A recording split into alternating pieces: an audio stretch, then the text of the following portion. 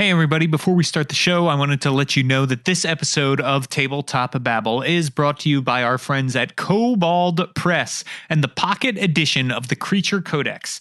Do you love the Creature Codex so much you want to keep it close to your heart? Well, guess what? Now you can. Get nearly 400 foes from the original Creature Codex for half the price, just $24.99 for a lot of baddies. The smaller softcover version of the book is more convenient and portable. Great imaginative creatures like the Keg Golem, the Shark Bowl Ooze, the Bar Brawl, the Hierophant Lich, the Wasteland Dragons, and hundreds more. Some of which were designed by this guy. I'm pointing to myself. You can't tell because this is a podcast, but I'm doing it. I'm doing it right now. Pointing to me, because I designed some creatures. All play tested and built by the industry's best designers. I guess that's me. Or also me and the industry's best. We'll see. Find out more at koboldpress.com. Then tell them a DSPN sent you. This is Tabletop Babble. I'm James Introcaso.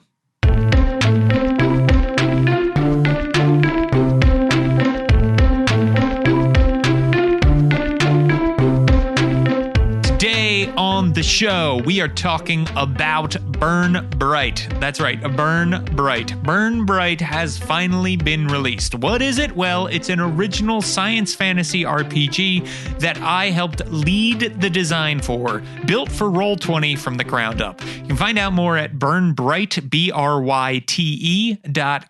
or in the show notes over at don'tsplitthepodcastnetwork.com. Burn Bryte is currently flying off the digital shelves, so you are going to want to go check it out. Burnbryte, BRYTE.com. My interview is with the cast of the Burning Daylight actual play. It is the official Roll20 actual play. I am talking to GM Celeste Konowich. Yes, that's right, the GM of the Venture Maidens. I'm also talking to Eugenio and Nassim, who are her players in this, along with, not in this interview, Jessica Ross and Darcy Ross. No relation, but Darcy did also design the game with us. She was on the design team. So it is a great interview with these three amazing individuals. We are going to get right down to it. Okay, everybody, now I am here with three amazing individuals, my favorite people here in this very tabletop role-playing game industry. Welcome to Tabletop Babble. This is going to be a lot of fun. We are talking about the Burn Bryte actual play that is happening on Roll20. I'm going to try, as the designer of the game, to not get too in the weeds because I know our audience will need context. But let's go around the table and introduce ourselves. Let people know who you are, what you do in this crazy world of tabletop role-playing games. Celeste, let's start with you. Yeah. Hey, everybody. My name is Celeste Konowich. I am a TTRPG freelance designer, the DM for the Venture Maidens podcast, a streamer, podcaster, just in your face, do a lot of RPG stuff. And most recently, I am now the GM for the Burning Daylight Burn Bryte stream, which James mentioned just a moment ago. That's, going weekly right now on Roll20. So that's the most exciting thing I'm doing right now, and I'm stoked to be here to talk about it. Yes, it is awesome to have you here. So thank you so much, Celeste, for being on the show and for not only putting together a great stream, but putting together a great cast. And we have two members of that cast with us here now. Eugenio, do you want to start and introduce yourself? Sure. Hey, everybody. I'm Eugenio. You might know me as DM Jazzy Hands. I am also a TTRPG designer and podcaster. My actual play podcast is called The Last Refuge, and occasional streamer, and perhaps slightly less in your face than Celeste, but not for lack of trying. Excellent. Well, it's great to have you here too. And finally, Nassim, would you like to introduce yourself? Heck yeah. I'm Nassim. I am the other Venture Maidens member, a regular cast member on the show, the podcast. I stream also pretty regularly on the Venture Maidens Twitch, Let's Plays, other TTRPGs. and I'm so excited to be one of the guests for the Bryte role play. It's so exciting. And also, James, it's just good to see you and hear your voice. You make people feel so good. I'm happy to be here. Oh, thank you. Thank you so much. So right back at you. So I'm very excited to be chatting with you again, Nassim. I think we have something really fun that is cooking among the three of you, and also Jessica Ross, who is part of the stream, as well as, of course, Darcy Ross, no relation. Team Ross. That's right. Who is also a cast member as well, and one of the designers of Bryte. So let's kind of dive right into it. So if you've been listening to this podcast at all, you've heard me talk about Bryte. You know it is a science fantasy role-playing game built for Roll20. Roll20 is the publisher of this thing. They've put it up from the ground up. Celeste, what drew you to the game and made you want to run an actual play for it? Yeah, well, I mean, almost immediately after, I was talking to you and you mentioned, this game, and like hearing all the hype surrounding it and just seeing the art, I was immediately drawn into Bryte. Like just like the flashy like colors and awesome species. The art I was seeing was amazing. So I was like, I need to know more immediately.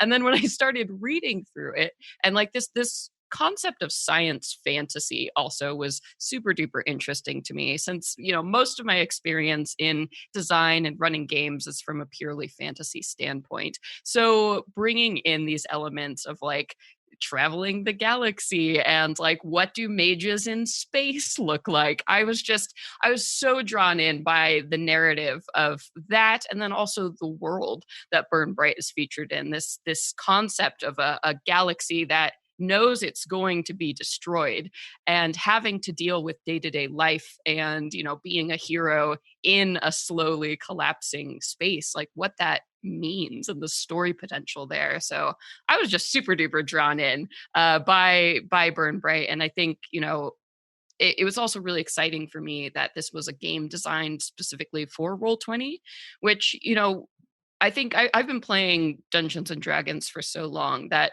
the idea of trying to learn Roll20 with a system I already knew so well was like really overwhelming for me. So when I had the opportunity for like Bryte to learn that inside Roll20, to start fresh with a new system, to learn how to use these tools in an effective way, I was like, heck yes, I want to be part of that. And I want to show people how they can also do that. That's awesome. Yes. And that's why you are the right person for this job. So as far as Nassim and Eugenio go, like what drew you to the game? What made you decide to say yes to streaming with Roll20 and being part of this? For me, it was the people, because we didn't get our hands on the game materials until a little while after we had all sort of, agreed to do the stream and get stuff set up. So really, I mean, it was knowing that it was something that you had designed and knowing it was something that Celeste was going to be running. Those were two names that like I knew I could trust to put together something that I would really enjoy, that would be really good, and that other people would also enjoy us doing. That said, I mean, all of the things that Celeste pointed out, like once I had signed on and learned all of those things and those details about Bryte, there's a lot of the same stuff that excited me. I think I said last week on the stream, like sci-fi doesn't particularly excite me most of the time, often because sci-fi for a lot of folks is very directly synonymous with very specifically like let's just say other intellectual properties, right? And not that I have anything against those IPs, but like they don't excite me like some other things do. Science fantasy, on the other hand, was a super cool concept that pulled me into starting to read this rulebook before we started our streams, and now I love all of the things for many of the reasons that Celeste pointed out, like what are mages in space, and also like how can we tell these stories that we've got, these heroic stories that I at least very much sort of associate with a fantasy world and a fantasy sort of mindset. How can we tell very similar stories in a science fantasy setting, and also how are those stories different but still stuff that I like to tell and talk about? Nassim, what sort of drew you into being part of the cast? Definitely all the things as well. A major part of it was that I'm a very moody person and I have a certain flavor of the month or something that I want to get involved in. And sci-fi was what I was really craving for a while. And I was already talking with Celeste about doing another sci-fi show. And then when she brought this into my world, I was like immediately yes, because one, she's running it, and that's always a good time. I don't ever want to play with other people, but she's running it, and I know that she'll put together an amazing cast of people that I'll have a good time with as well, and that's already proven to be true just from our session 0. And then, just as Eugenia was saying, the more I learned about it, the fact that you were a part of it, the other people playing were a part of it and had a hand in its creation, all just made it more exciting. And as we read through it, I was like, this is incredible and something so new and exciting, because I've also played D&D for a long time, and it can feel like a giant in the world of RPGs, and it's nice to have something new to change your palette a little bit and realize like how this world can be seen in another way, or this style of gaming at least played and seen in another way. So at the time we're recording this, you had your session 0 and your first episode is tonight, right? So obviously, Celeste, you know these two, right? Obviously, you and Nassim hang out all the time and play games. Eugenio, you were on the Venture Maidens Call of Cthulhu stream, and so I know you and Celeste know each other. What about as far as the other two cast members, Celeste, Jessica Ross and Darcy? Did you all know each other like before this? Had you played games together before this? Because the episode 0, just the dynamics were so great. You all seemed to get along so well, and it was so much fun to watch. Yeah, I always tell people that the most important part of any stream or show or anything, it doesn't really matter what the game is. It doesn't really matter how you are as a storyteller. What matters is that you get a cast that when you get them in the same room, magic will happen. So I'm delighted that this cast came together and that they all said yes when I asked them. Jess is just does so many amazing shows and streams. And I got to know her through D20 Dames, and she's also a fellow Seattleite. So I've actually hung out with her several times in real life, gotten an opportunity to, play some games with the rest of the Dames. And Jess was just an immediate choice for me, just because of her experience with all these different RPGs. She's really one of those people that just shines in any genre or any game and just picks up the rules and just really commits to the world in such an amazing way that Jess was I immediately thought of her when you asked me to put this cast together. And then for Darcy, I hadn't ever actually played any games with Darcy or even met her in real life. Maybe briefly at a Gen Con. I think we might have been introduced. We were trying to figure out if we had actually talked before in real life. But I am a huge admirer of her work, and I really love, what she brings to Goodman Games and the way she presents herself and just her energy on stream. And the fact that she also helped design the game. I was like, I have to get her in here. This is incredible. I need somebody on this team who was part of, the beginning of this game and bringing that together. So I guess I took a chance on Darcy, but everything I saw and her resume, I was like, I think she's going to be an amazing fit for this cast. And then, I've played a bunch of games, luckily, with Nassim and Eugenio. So they were also, top of my list immediately. So I'm just super duper lucky because all of these people were my number one choice and they all said yes. How often does that happen? I know. Well, it having your number one choice for GM to run the game too is pretty great. That's true from my side and the Roll20 side for sure. So that is really, really fun to have essentially an all-star cast. So Burn Bright is strange in that it does not have humans as a playable species within it.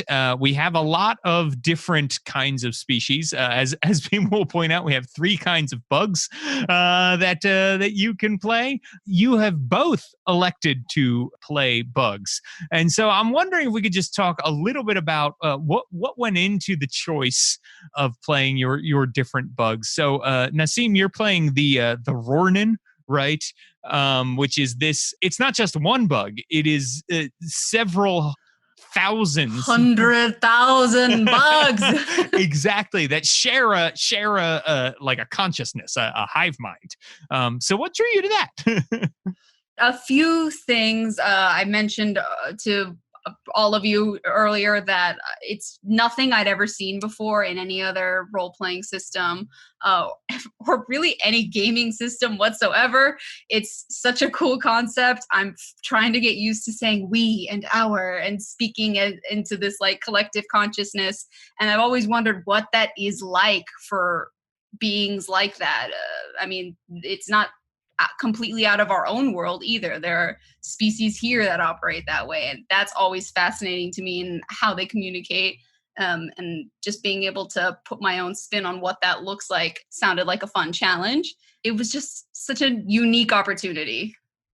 Oh, that's great. That is exactly, I think, when we were coming up with different species, that's exactly what we wanted people to bring to look at something and say, this seems like it would be fun and unique for me to play and different. So I'm glad that is coming through. And then our corpse slug boy. So the Zavoy are a species of slug, like very big slug that enters dead bodies and puppets them. And anyhow, I saw you say that like this was made for you, which actually made me worry a little bit that you were like, this is what I've been looking for my whole life. Everything about it first of all, I should publicly apologize to Celeste for choosing a slug creature. No, don't apologize. Let's be very clear. Like, it's not going to change my choices at all. I just, no, I love everything about it. So I'm not a player super often, particularly in D&D, which is the primary game that I play. I'm not a player super often, but one of the classes that I sort of love when I do get to play is a necromancer, and so there are flavors of that in here, which is very fun. Not that I'm animating other corpses independently of me, but the Zavoy, these slug creatures the slug creature that I'm playing, can inhabit corpses and puppeteer them essentially, and that's sort of how this species created its civilization, was by piloting the corpses of different beasts and animals that lived on its homeworld that had the right sort of appendages to do the job, and they built a civilization that way.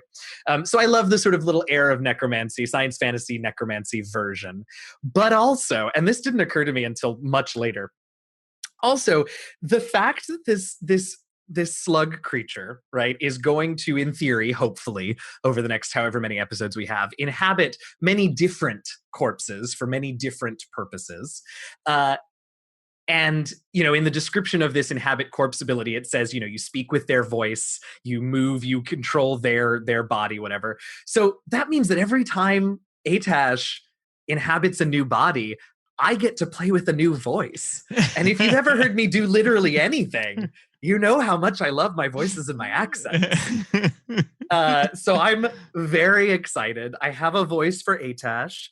I think I have a voice for the first body that we're going to have introduced in the game. But then, like, after that, like, who knows? The possibilities are endless. I will very quickly also say, like, I like rogues and I like sneaky types and I like sort of intrigue. And the Zavoy's, this ability of the Zavoy also like lends a lot of room to play with that. There's no, as far as I can tell, there's no super immediately obvious indication that a corpse has been inhabited other than like, they're a corpse, so maybe that has its own things. But they aren't. It is a way that Atash can be sneaky and be duplicitous and be sort of intrigue laden, and still play with sort of his species abilities and his core flavor, which is also exciting. When we came up with the species, we were thinking about how can we have a shapeshifter who is not a shapeshifter, and that is where that came from. Oh, cool. Was I'm just really curious to know if it's even possible for you to inhabit a Rornan. I had that thought. Yeah, so the one species we have advantage over you. Yeah, I had that. So I took a little bit of time and like read through all of the different species entries in the core rulebook, so that, you know, if the corpses that I'm inhabiting are a playable species, I would sort of have an idea of. And the whole time I was reading, I almost messaged you, James, actually, and was like, okay, I just need an answer, because I went back and forth about like how it might be possible or how it might not, and this and that. So.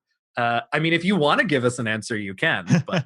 Well, obviously, I am going to defer to your GM on this, Celeste. But if it were me, I think the answer would be usually not, unless the player had some sort of clever way that they could keep all the bugs in one. Right. Yeah. Like, do you put the bugs over your slug body, basically, like a bug blanket? Oh, yeah. You like stick them on your slimy skin. Yeah. Mm-hmm. Yeah, exactly. And then you can kind of puppet them, and yeah. So.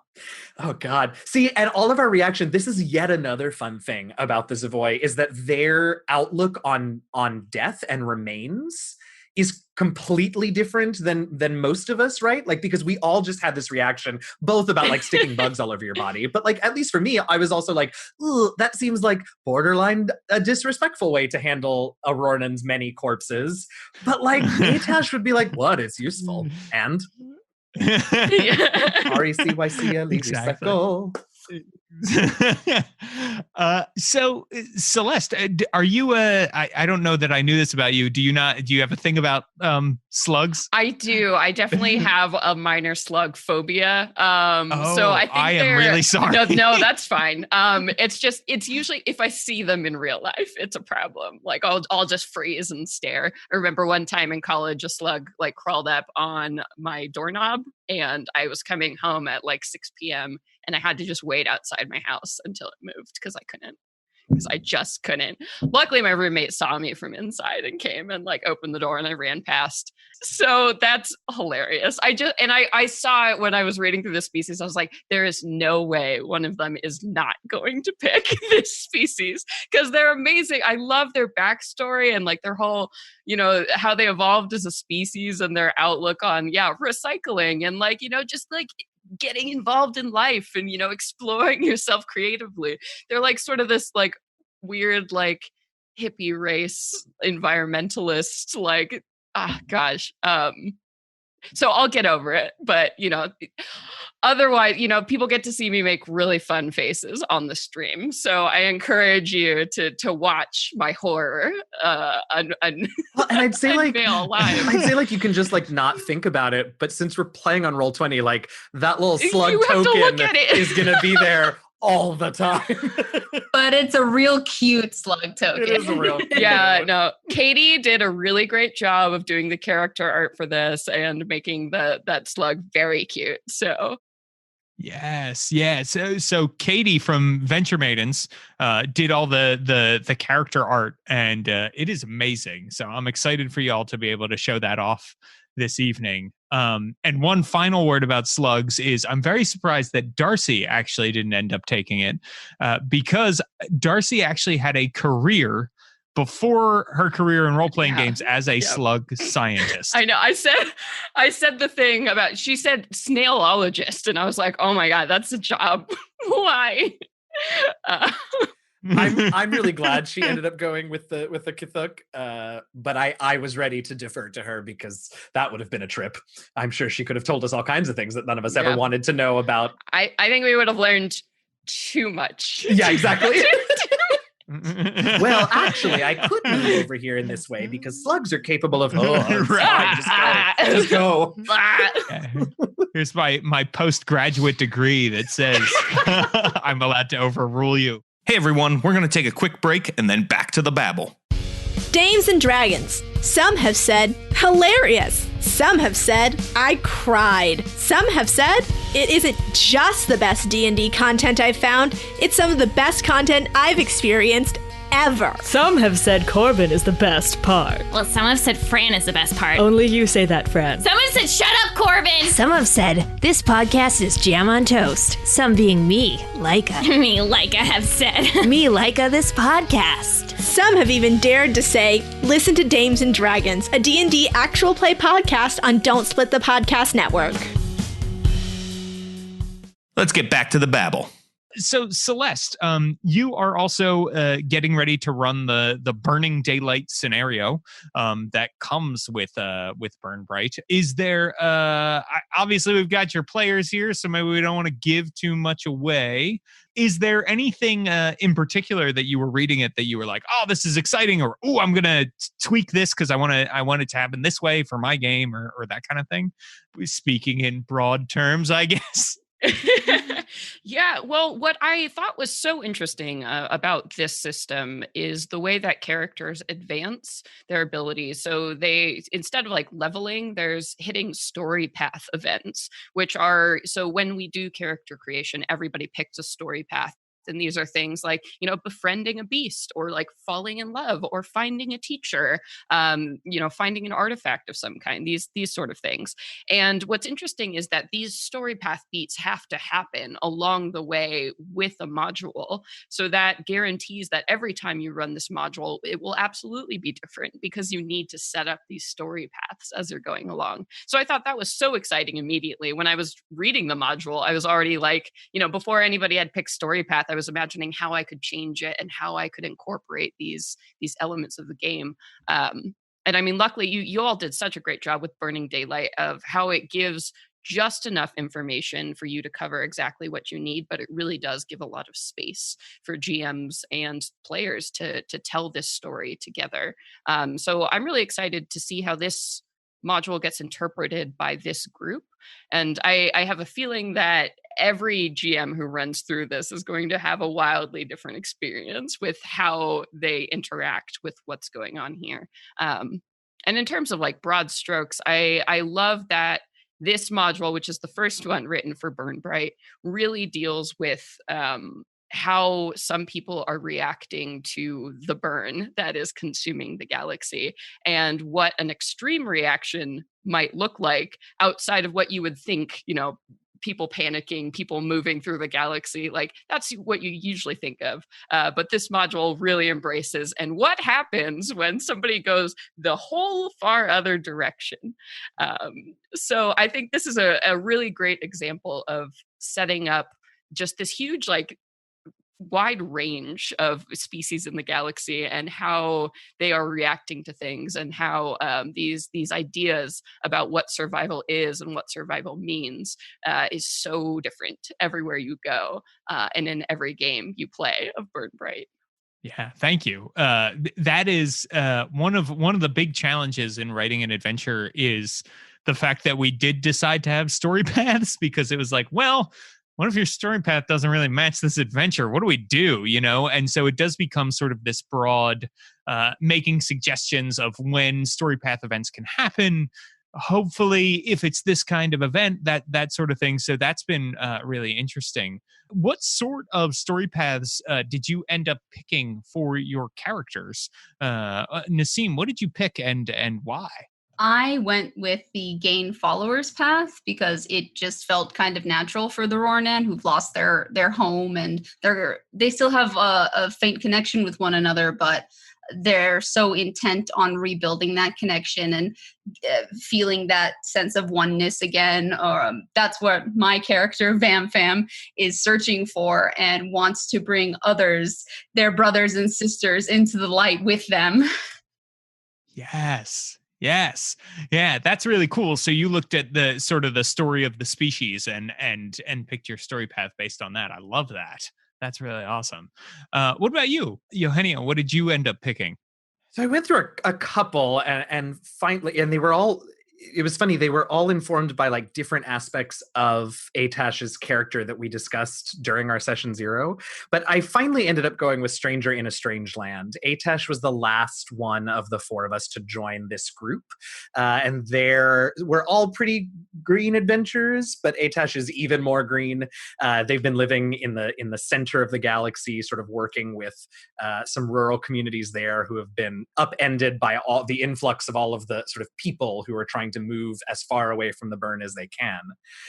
And so I think this is all very exciting for them to get to go out and see more of space and sort of take in everything that they experience.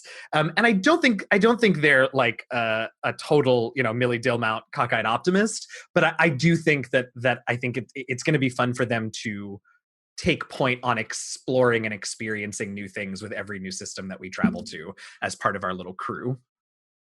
One of the things for me about Burn Bryte that was brought to the table, and that was Kat Cool's idea, had this idea of, she said, what about this way for advancement? And we could think about things like this. And then we all developed the idea together and sort of brought it to this place where some story paths, a lot of story paths can go in different directions. Certain events can happen one way or another.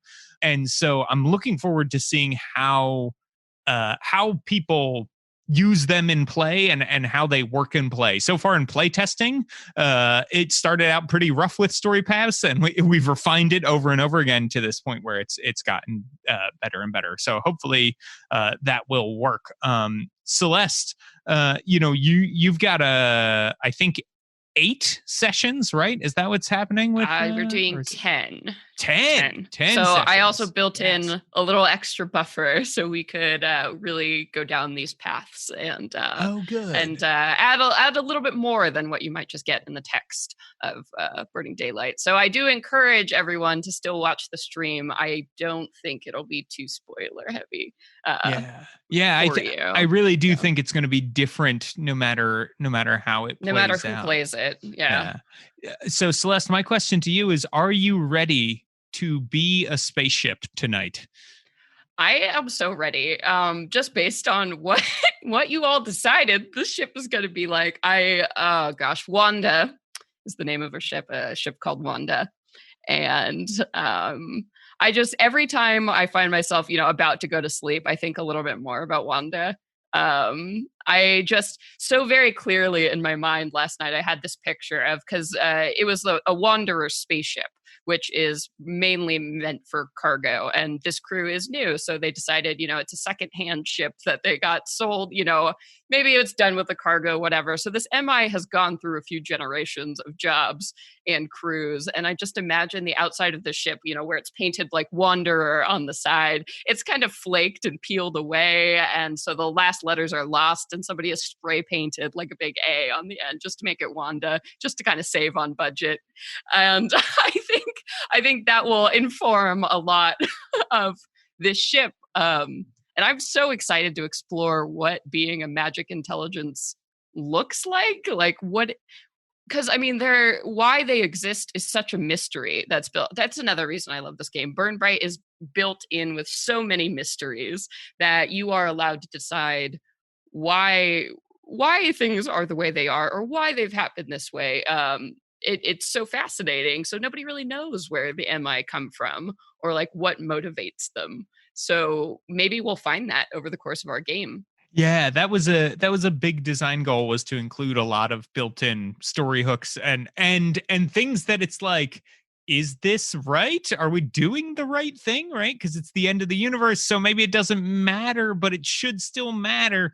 So, and I think the biggest one is we never say in the book where the burn comes from. We give a lot of people's theories about what the burn is and where it might come from, but nobody knows. So if you want to run a campaign where you turn back the burn, that can totally be possible. So it's very exciting.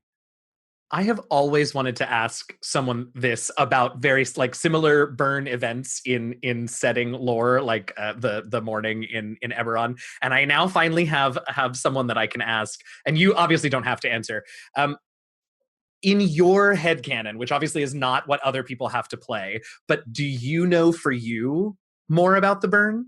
You don't have to tell us what it is. I'm just curious if you, as a designer of this game, know more about the burn in your own headcanon. So I know where it came from, right? Like I know what inspired it. But I don't know if when I sit down to like when I play, if that will be it or not. So far I've been playtesting written adventures, and the written adventures do not give a direct answer to that one way or the other, right? But I can tell you that it started as like well, it actually started because we're lazy. So when we sat down and we said, man, science fantasy is great, but like space is so big.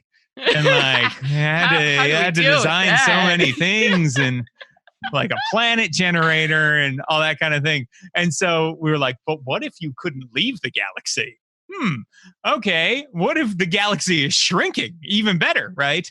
And so that was kind of how we ended up coming up with the idea of the burn. It was born of like, we don't want to write that many words.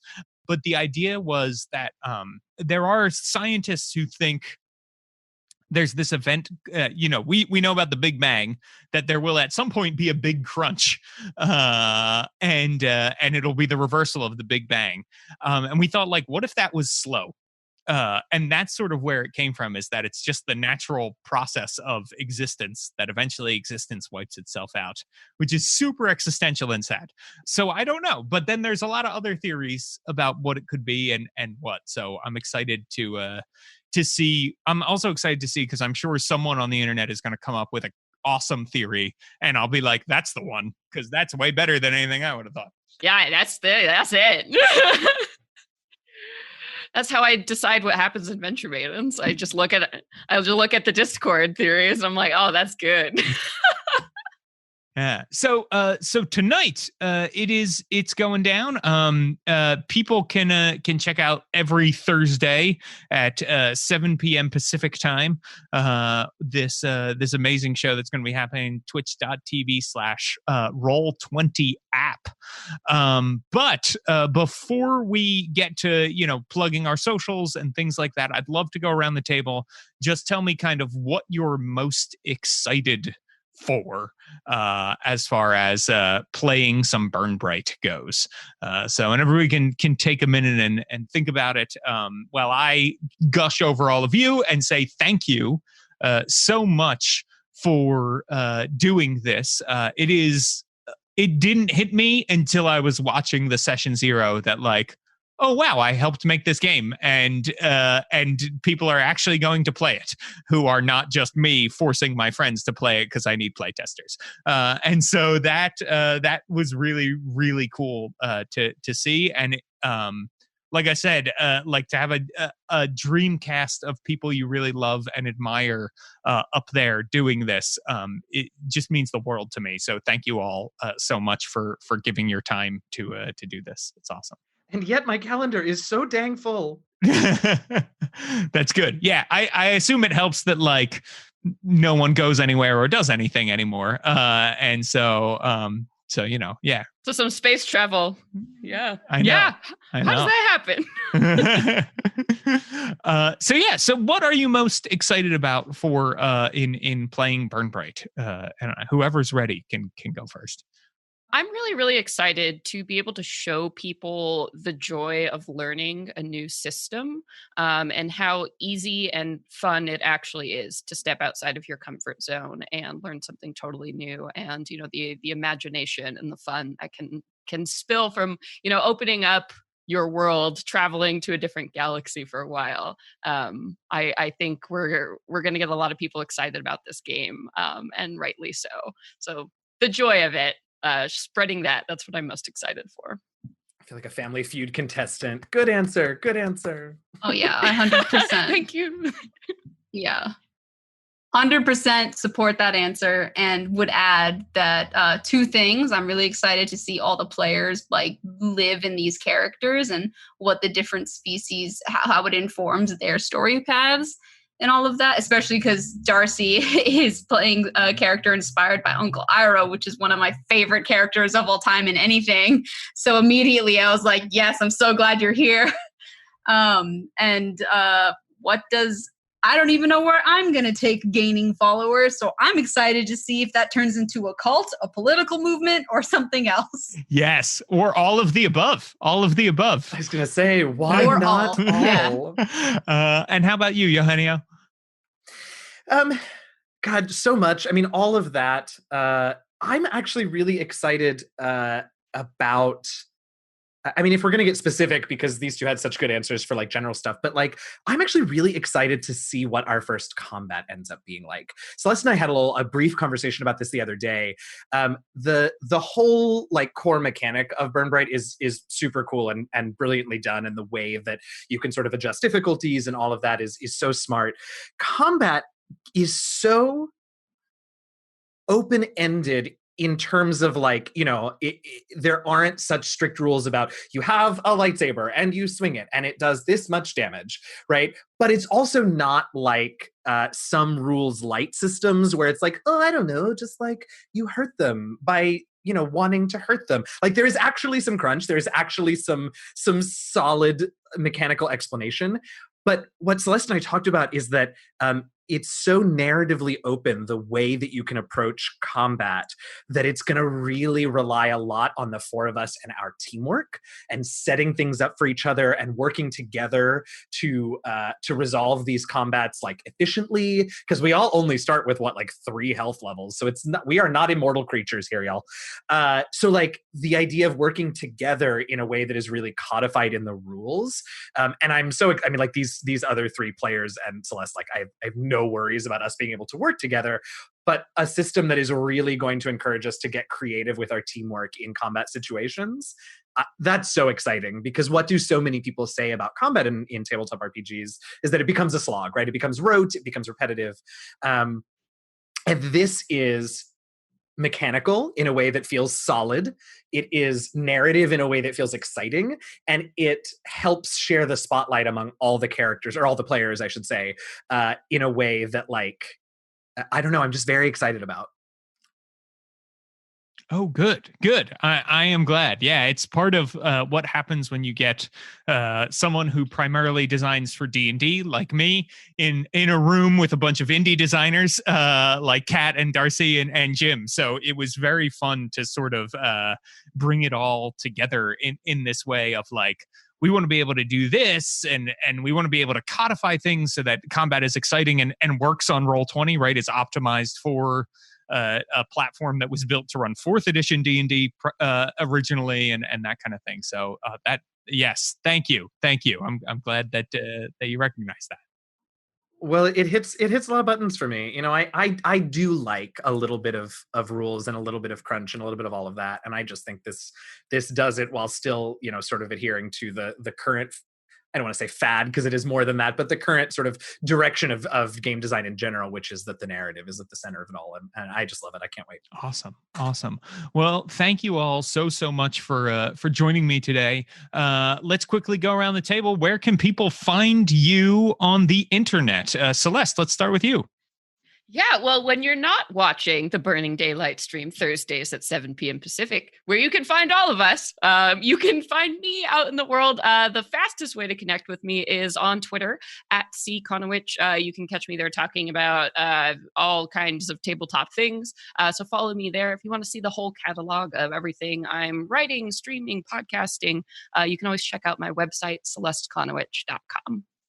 Excellent. And where can people find you, Eugenio? Twitter's the best place for me as well. You can follow me at DM Jazzy Hands. You can follow the Last Refuge, our Twitter account at DND Last Refuge. We're coming up in our 3rd anniversary later this month. Guess who hasn't started planning anything for that? But so we'll probably be doing some giveaways and things. So if you want to follow us there and get links to where you can download. I do stream on my own Twitch channel occasionally, twitch.tv/DM Jazzy Hands. And all of this stuff and my other life, which is very much on hold right now in live theater, is all available on my website, eugeniovargas.com. I'm not going to spell it. It'll probably be an episode notes or something. We'll help you out. Or come to my Twitter. You can find a link there. Excellent. Excellent. And Nassim, where can people find you? Yeah, I'm everywhere online at Nazgul. I'm also, of course, with the Venture Maidens on the Venture Maidens Twitch, and I'd also do like a solo stream on Sunday mornings at 11 a.m. for some casual Let's Play times that I love having some one-on-one chats with our listeners and followers and stuff. So you can hang out with me there.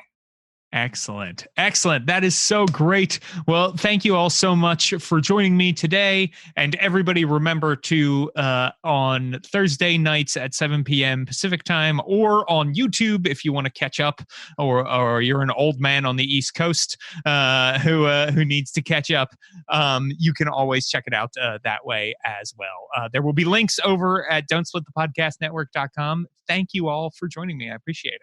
Thank you, James. Thank you. Thank you so much for listening. Remember, you can check out more at Bryte. That's BRYTE.com.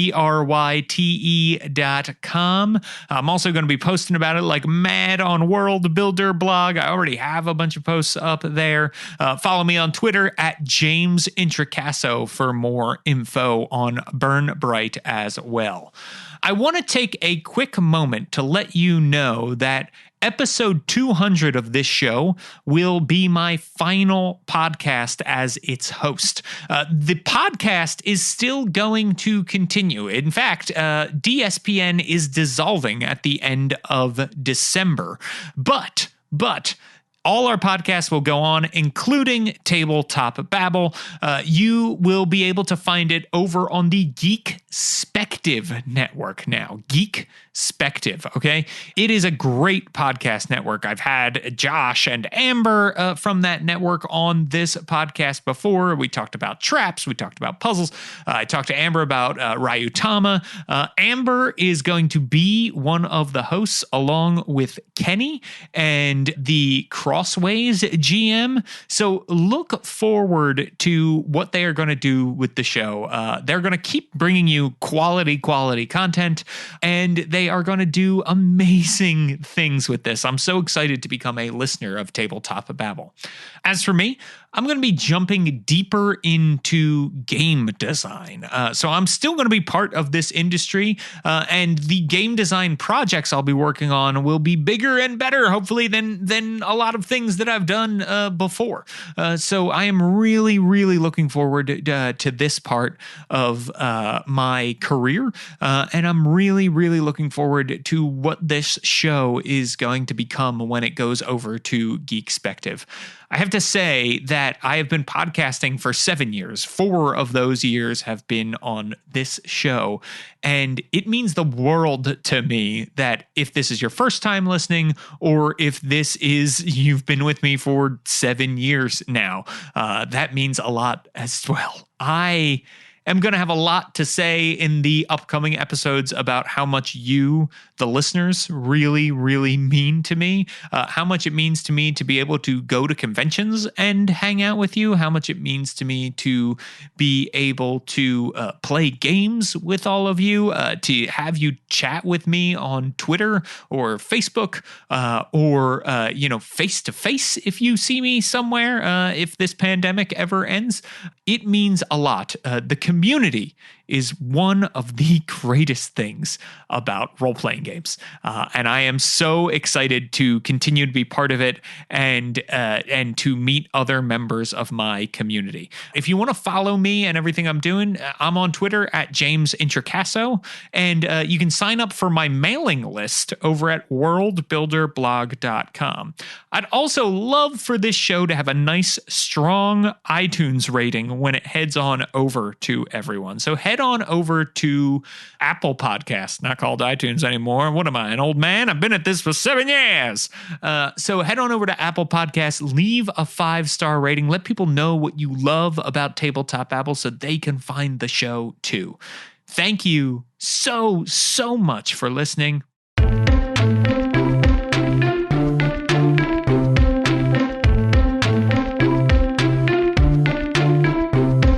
Tabletop Babble is a show on the Don't Split the Podcast Network. Thanks to Rudy Basso for founding it with me. Our theme music, which you're listening to right now, was provided by Battle Bards. This episode was edited by Nate Pausenga. Thank you so much for listening.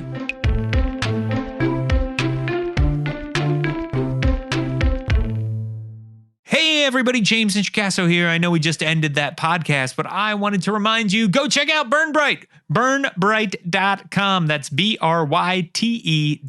If you want to hear more about like the design of the game, we actually talked about that in I think episode 99 of this podcast. Wow, that was almost 100 episodes ago. This has been a long time coming. I am thrilled. And if you've already purchased Burn Bryte, thank you so much. All right, I'm getting out of here.